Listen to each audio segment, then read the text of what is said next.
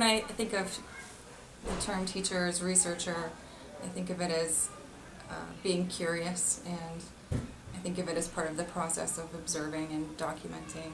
When I'm observing for a while, I begin to have questions and look for ways to find answers to those questions by talking to parents or other teachers, or putting something out for the kids, a different kind of material that might get at the same idea, or maybe it'll get at a different idea, but it will help answer the questions that I have.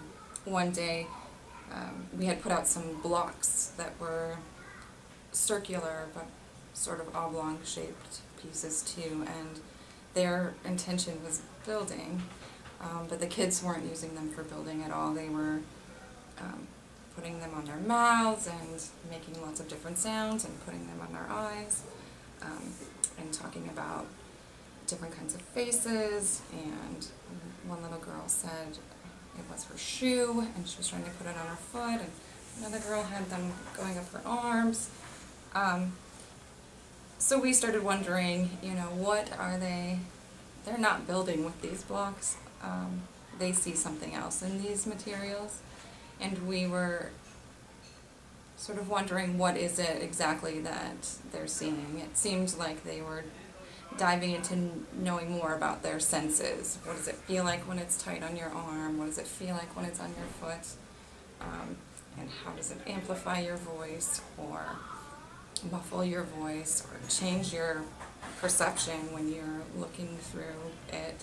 So we ended up going out and getting a bunch of different shapes and sizes of circles, and some of them were textured on the inside and not the outside, which was fun to do the voice with, long and short ones, and that sort of thing. And they continued their, learning about their senses and their bodies. They had tubes on all the way up their arm and on their legs, turned into robots and that sort of thing.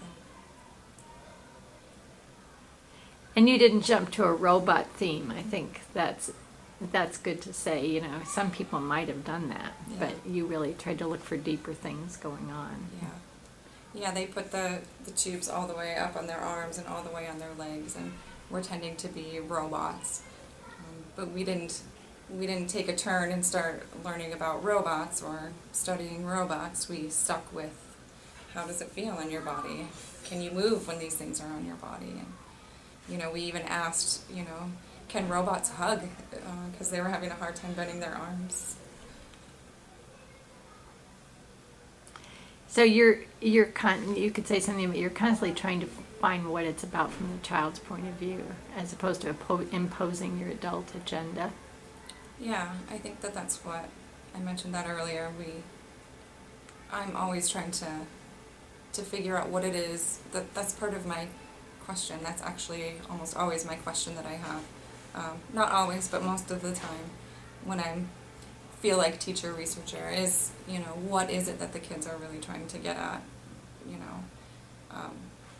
We could have also taken the route of masks when they were talking about different faces with the eyes, but it didn't seem like, it seemed like that was a moment in time where the sensory was pretty consistent. And so just always trying to get really into the kids' perspective. What are they trying to get at? Not what do I want them to get at, but what are they trying to learn? That's the important thing there. And also tricky. Yeah. It's tricky to get inside their heads, and it's making assumptions sometimes about what it is that they're doing or what it is that they're saying, and that sort of thing, which is where the learning and relationship thing comes into play. Well, that's what researchers do. Yeah. They make guesses. Right. They try. And that's what the testing it out is. Is my guess more likely correct or less likely correct? For sure. Yeah. That's great, Emily. And that's not